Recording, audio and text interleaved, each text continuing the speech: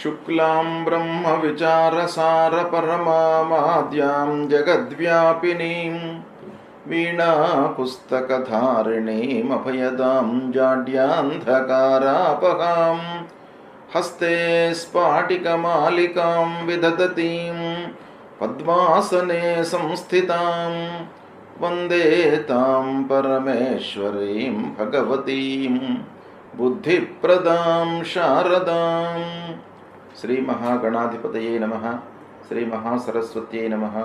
శ్రీ గురుభ్యో నమః. నవగ్రహాల లోపల అత్యంత శుభగ్రహ అయినటువంటి గురువు యొక్క సంచారము మానవుని పైన చాలా ప్రభావాన్ని చూపిస్తుంది. అంటే గురువు పూర్ణ శుభుడు కాబట్టి ఆ గురువు యొక్క అనుగ్రహము చాలా ఉండాలి, మనకు తప్పకుండా ఉండాలి. మనిషి అభివృద్ధి పథంలో పయనించాలి, అభివృద్ధిలోకి రావాలి అనంటే గురువు యొక్క అనుగ్రహము చాలా అవసరం. సాంప్రదాయంగా ఆలోచించినప్పటికీ గురువు త్రిమూర్తి స్వరూపమైనటువంటి వాడు. గురుర్బ్రహ్మ గురుర్విష్ణు గురుర్దేవో మహేశ్వర గురు సాక్షాత్ పరబ్రహ్మ తస్మై శ్రీ గురవే నమః అన్నారు. అంటే తల్లిదండ్రుల తర్వాత అత్యంత ప్రాధాన్యత కలిగినటువంటి వ్యక్తి గురువు. నవగ్రహాల లోపల కూడాను అత్యంత ప్రాధాన్యతను సంతరించుకున్నటువంటి గ్రహము గురుగ్రహము. సాధారణంగా ఈ గురుగ్రహము సంవత్సరము మొత్తం కూడాను ఒక రాశిలో సంచరిస్తుంటాడు.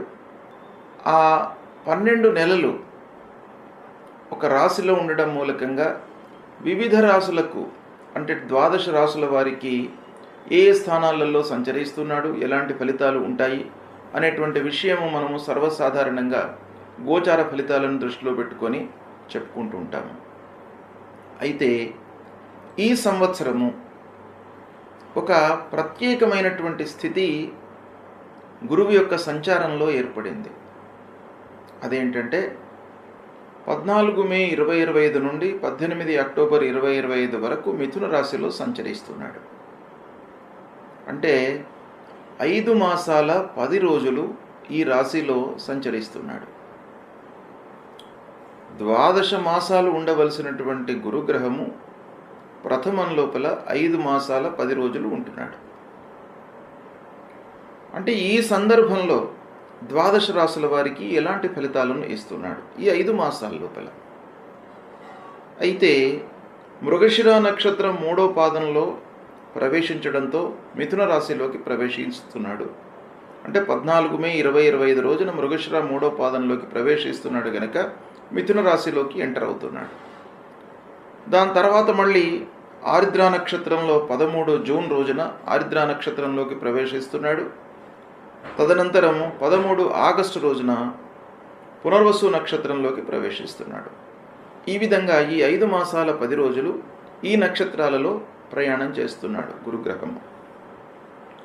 ఈ గురుగ్రహము మానవుడి పైన అంటే జాతకుడి పైన 12 రాశులలో జన్మించినటువంటి వారిపైన అనేక అంశాలపైన ప్రభావాన్ని చూపిస్తుంది.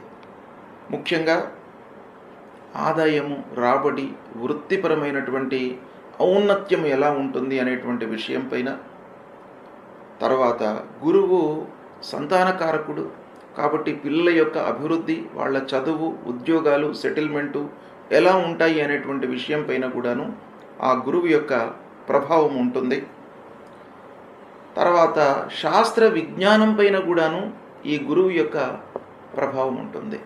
అంటే మనము ఏదైనా కూడాను శాస్త్రము లేదా టెక్నాలజీ పరంగా ఏదైనా కూడాను అవగాహన చేసుకోవడానికి, అర్థం చేసుకోవడానికి, ఉన్నత విద్య మనకు అనుకూలించడానికి కూడాను ఆ గురువు యొక్క అనుగ్రహం బాగా కావాలి.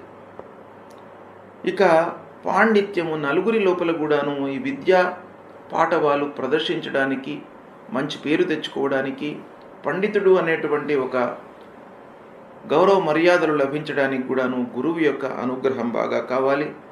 అంతేకాకుండా ముఖ్యంగా జాతకుడు అంటే మనిషి ధర్మ మార్గంలో ప్రయాణించడానికి కూడాను ఆ గురుగ్రహం యొక్క అనుగ్రహం కావాలి. భక్తి మార్గంలో ప్రయాణించడానికి భక్తి ప్రపత్తులో ఉండడానికి కూడాను ఆ గురువు యొక్క అనుగ్రహం కావాలి. ఆధ్యాత్మిక సాంస్కృతిక కార్యక్రమాలు ఈ మనిషి మనసులో మెదలడానికి కూడాను గురువు యొక్క అనుగ్రహం కావాలి. ఈ విధంగా అనేక అంశాలపైన గురువు యొక్క సంచారము, ఆ గురువు మంచి స్థానాలలో ఉండడము, తద్వారా కలిగేటువంటి విషయాలు చాలా ఉన్నాయి. కాబట్టి గురువు యొక్క సంచారానికి అత్యంత ప్రాధాన్యత ఉన్నది. వృషభ రాశి జాతకులకు గురు గోచారము అంటే గురువు మిథున రాశిలో సంచరిస్తున్నటువంటి సమయంలో ఫలితాలు ఎలా ఉంటాయో తెలుసుకుందాము. ఈ సంవత్సరము 14 మే 2025 నుండి 18 అక్టోబర్ 2025 వరకు మిథున రాశిలో గురువు సంచరిస్తున్నాడు. అయితే ఈ సమయంలో మిథున రాశిలో సంచరించడము వృషభ రాశి జాతకులకు ద్వితీయ స్థానం అవుతుంది. ద్వితీయ స్థానంలో గురు సంచారము గోచార రీత్యా చాలా శుభప్రదమైనటువంటి ఫలితాలను ఇస్తుంది. అయితే ఎలాంటి ఫలితాలు ఉండబోతున్నాయి అనే విషయాన్ని మనం చూసినట్టయితే, వృషభ రాశి జాతకులకు ఏకాదశాధిపతి అంటే అష్టమ ఏకాదశాధిపతి గురువు ధనస్థానంలో సంచరిస్తున్నాడు. ఆధిపత్య రీత్యా కొంచెం మామూలుగా ఉన్నప్పటికీ గోచార ఫలితము 2వ స్థానము గురు సంచారము శుభప్రదమని మనకు శాస్త్రంలో ఉంది. కాబట్టి ఆ 2వ స్థానంలో మనకు సంచరించడం మూలకంగా ఎలాంటి ఫలితాలు ఉంటాయి అని అంటే, ధార్మికమైనటువంటి కార్యక్రమాలపై మీరు బాగా మనసు నిలుపుతారు. నలుగురికి సహాయం చేసేటువంటి మనస్తత్వం మీ లోపల బాగా పెరుగుతుంది. నీడీ పర్సన్స్కి సహాయం చేస్తారు. విద్యాదానము, అన్నదానము ఇలాంటివి చేసేటువంటి ఒక మానసిక స్థితి మీ లోపల ఏర్పడుతుంది. అంటే సహాయ సహకారాలు బాగా అందించాలి అనేటువంటి ఒక మనస్తత్వము డెవలప్ కావడం చాలా సంతోషదాయకమైనటువంటి పరిణామం. దీని మూలకంగా మీకు ప్రతిఫలం కూడాను బాగా అందుతుంది. ఇక స్నేహితులకు, బంధువులు, ఆత్మీయుల యొక్క సహాయ సహకారాలు మీకు బాగా అందుతాయి. శుభకార్యాల మూలకంగా ధనము వ్యయమవుతుంది. అంటే శుభకార్యాలు చేస్తారు, శుభకార్యాలు ఆచరిస్తారు. శుభకార్యాలు అని అంటే గృహ నిర్మాణాది కార్యక్రమాలు, పిల్లల వివాహాది శుభకార్యాలు, తర్వాత ముఖ్యమైనటువంటి పనులు చేయడము, ఇవన్నీ కూడాను ఈ సమయంలో జరిగేటువంటి అవకాశాలు బాగా ఉన్నాయి. అంతేకాకుండా గురువు ధనస్థానంలో సంచరిస్తున్నాడు కాబట్టి ఆదాయం విషయం పైన కూడాను చాలా ప్రభావం చూపిస్తాడు. అంటే రావాల్సినటువంటి డబ్బు మీకు అందుతుంది, ఆదాయం పెరుగుతుంది, ఆదాయంలో హెచ్చుతగ్గులు ఉండవు, నిలకడగా ఉండేటువంటి అవకాశాలు బాగా ఉన్నాయి. తర్వాత ఇంక్రిమెంట్ రూపకంగా మీరు ఆదాయాన్ని పెంచుకునేటువంటి అవకాశాలు ఉద్యోగస్తులకు ఈ సమయంలో బాగా కనబడుతున్నాయి. వ్యాపారస్తులకు కూడాను వాళ్ళు వ్యాపారాన్ని పెంచుకునేటువంటి అవకాశము బాగా ఉంది. అంటే ఎక్స్పాన్షన్ వైపుకు వెళ్తారు వ్యాపారస్తులు. వ్యాపారం బాగా నడుస్తుంది, ఆదాయ స్థితి అనుకూలంగా ఉంటుంది, తద్వారా చాలా సంతోషంగా ఉంటారు. ఇక కుటుంబ విషయం ఆలోచించినట్టయితే భార్య, పిల్లలు, కుటుంబ పెద్దలు వీళ్ళందరితో కూడాను మీరు చాలా సంతోషంగా ఈ సమయంలో ఉంటారు. ఆనందదాయకంగా కాలం గడుపుతారు. మంచి మాటలతో పనులు మీకు బాగా నెరవేరుతాయి. అంటే మీ మాట పైన పలుకుబడి బాగా పెరుగుతుంది. మీ మాటకు సమాజంలో విలువ పెరుగుతుంది. తద్వారా మీరు ఒక్క మాట పాస్ ఆన్ చేసినట్టయితే తద్వారా పనులు అయ్యేటువంటి అవకాశాలు బాగా కనబడుతున్నాయి ఈ సమయం లోపల. కనుక గౌరవ మర్యాదలు మీకు సమాజంలో కలుగుతాయి. ఉన్నత స్థితిలో ఉన్నటువంటి వారితో మీరు సాహచర్యాన్ని, స్నేహాన్ని పెంపొందించుకునేటువంటి అవకాశాలు కూడాను బాగా ఉన్నాయి. చేసేటువంటి వృత్తి కూడాను మీకు చాలా సంతృప్తిగా ఉంటుంది, తద్వారా ఆదాయం కూడాను పెరుగుతుంది. ఇలాంటి ఫలితాలు మీకు ఈ గురువు ఈ 2వ స్థానంలో సంచరిస్తున్నప్పుడు కలుగుతాయి. అంటే ఈ 2వ స్థానంలో 14 మే నుండి 18 అక్టోబర్ వరకు సంచరిస్తున్నాడు. ఇది చాలా వృషభ రాశి వారికి కలిసి వచ్చేటువంటి సమయం. మీరు కూడాను వ్యక్తిగతంగా మీరు ప్లాన్ చేసుకోవచ్చును. ఏవైనా మంచి పనులు, ఇన్వెస్ట్మెంట్ కొరకు కానివ్వండి, ఏవైనా శుభకార్యాల విషయంలో మీరు ప్లాన్ చేసుకున్నట్టయితే మీకు సక్సెస్ రేటు ఎక్కువగా ఉండేటువంటి అవకాశాలు ఉన్నాయి. అంటే గోచార రీత్యా గురువు 2వ స్థానంలో ఉండడము, గురు బలము మనకు బాగా ఉంటుంది. శాస్త్రం లోపల కూడా ఏం చెప్పి ఉంది అంటే, గురువు అనుకూలంగా సంచరిస్తూ ఉన్నప్పుడు చేపట్టినటువంటి కార్యక్రమాలలో సక్సెస్ రేటు బాగా ఉంటుంది. కాబట్టి ఈ ధనస్థానంలో గురువు సంచరించడము మీకు చాలా పెద్ద ఎసెట్. ఈ సమయాన్ని మీరు సద్వినియోగం చేసుకున్నట్టయితే సత్ఫలితాలను పొందుతారు. అయితే ఈ వృషభ రాశిలో చాలామంది ఉంటారు. వృషభ రాశి అనగానే అందరికీ వృషభ రాశిలో జన్మించినటువంటి వారందరికీ ఒకే రకమైనటువంటి ఫలితాలు ఉంటాయా? ఉండవు. మరి మనం దీన్ని ఎలా విశ్లేషించాలి, ఎలా అర్థం చేసుకోవాలి అని అంటే, కొంతవరకు నక్షత్రపరంగా దీన్ని మనము డివైడ్ చేసినట్టయితే కొంత తారతమ్యం ఫలితాల లోపల కనబడే అవకాశాలు ఉంటాయి. అయితే ఈ వృషభ రాశిలో కృత్తికా నక్షత్రంలో జన్మించినటువంటి వాళ్ళు ఉంటారు, 2, 3, 4 పాదాలు. రోహిణి నక్షత్రం మొత్తం కూడాను, మళ్ళీ మృగశిర నక్షత్రం 1, 2 పాదాల్లో జన్మించినటువంటి వాళ్ళు కూడాను ఉంటారు. కాబట్టి ముందుగా కృత్తికా నక్షత్రం వాళ్లకు ఈ సమయము ఎలా ఉంది అనేది మనం ఆలోచించినట్టయితే, కృత్తికా నక్షత్ర జాతకులకు ప్రథమంగా ఈ మిథున రాశిలో గురువు సంచరిస్తున్నప్పుడు గురువు కూడాను 3 నక్షత్రాలలో సంచరిస్తాడు. అంటే మృగశిర నక్షత్రంలో సంచరిస్తాడు, ఆరిద్ర నక్షత్రం, పునర్వసు నక్షత్రం. అయితే ఈ మృగశిర నక్షత్రంలో 14 మే నుండి 13 జూన్ వరకు సంచరిస్తున్నాడు. కనుక ఈ మృగశిర నక్షత్రంలో సంచరించడము కృత్తికా నక్షత్ర జాతకులకు కొంత మధ్యస్థంగా ఉంటుంది.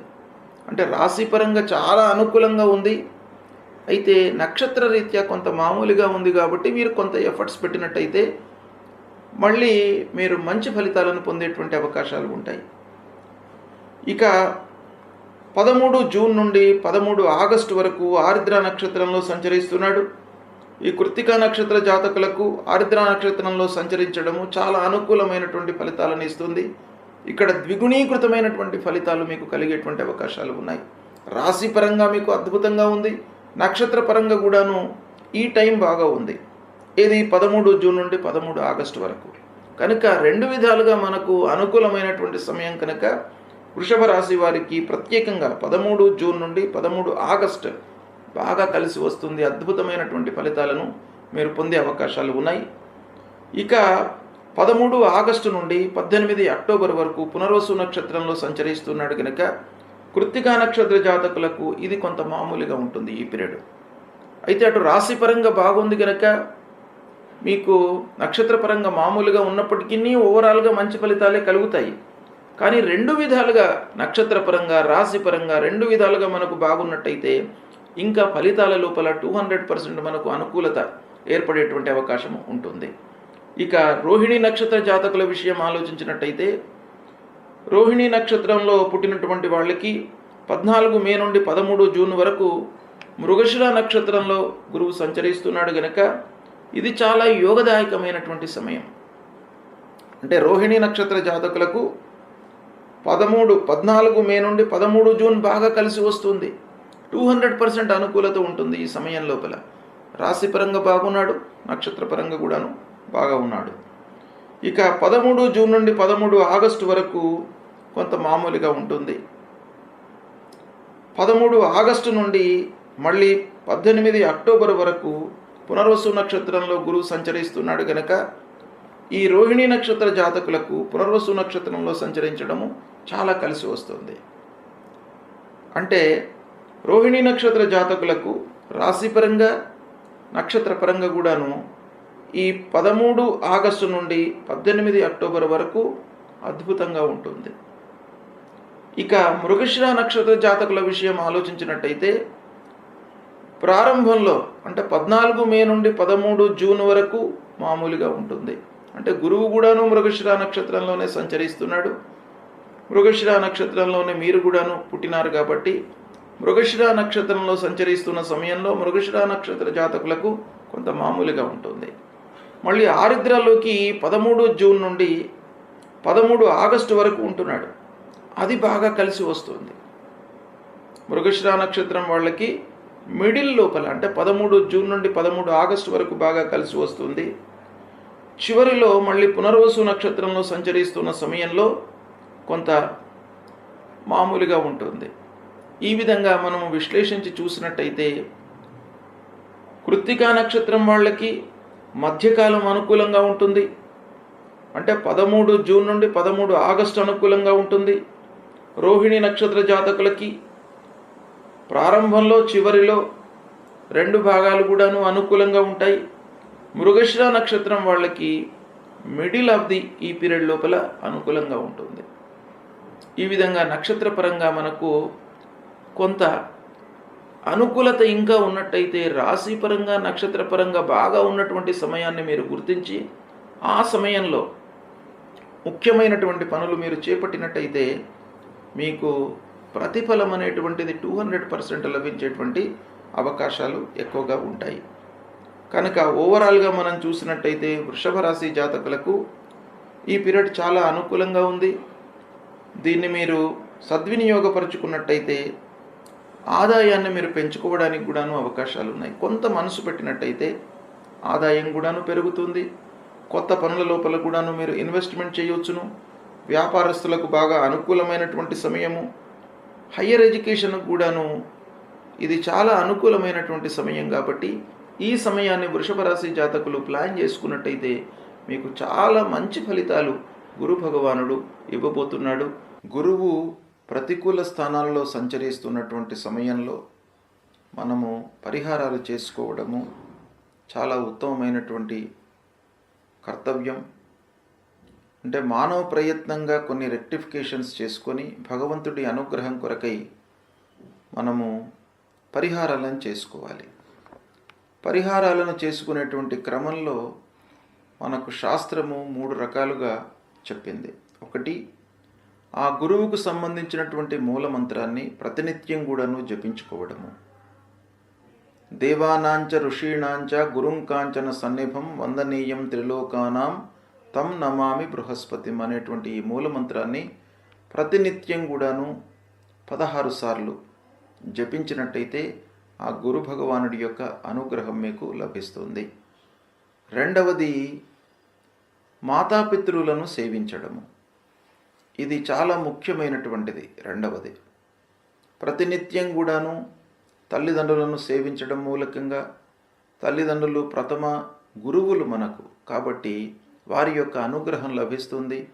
తల్లిదండ్రుల యొక్క ఆశీర్వచనము, అనురాగము, ప్రేమ లభించినట్టయితే మీకు అన్నీ కూడాను జయాలే కలుగుతాయి మీ జీవితంలో. కాబట్టి ప్రతినిత్యం కూడాను తల్లిదండ్రులకు నమస్కరించుకోవడము, వాళ్ళ యొక్క బాగోగులు తెలుసుకోవడము, సపర్యలు చేయడము, ఇది చేయడం మూలకంగా మీకు గురు భగవానుడు ప్రీతి చెందుతాడు.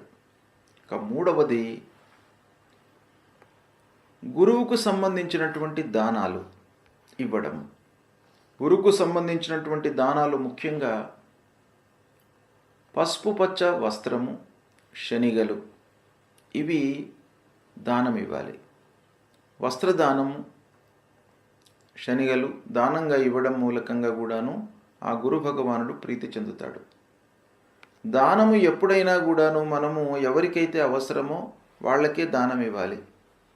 కొంత ఇబ్బందులలో ఉన్నటువంటి వాళ్లకు, అలాంటి వాళ్లకు మనం దానం ఇచ్చినట్టయితే ఆ దానానికి విలువ ఉంటుంది. కడుపు నిండినటువంటి వాడికి భోజనం పెడితే ఆ భోజనంలో ఉన్నటువంటి రుచి అనేటువంటిది వాడికి తెలియదు. ఆకలితో ఉన్నటువంటి వాడికి భోజనం పెట్టడము, ఇలాంటివి కొన్ని చేయడం మూలకంగా ఆ గురు భగవానుడు ప్రీతి చెంది మీకు దుష్ట స్థానాలలో సంచరిస్తున్నటువంటి ఆ ప్రతికూల ఫలితాలను తగ్గించి అనుగ్రహించేటువంటి అవకాశాలు ఉంటాయి. కాబట్టి తప్పకుండా ఈ దానాలను కూడాను మీరు ఆచరించండి.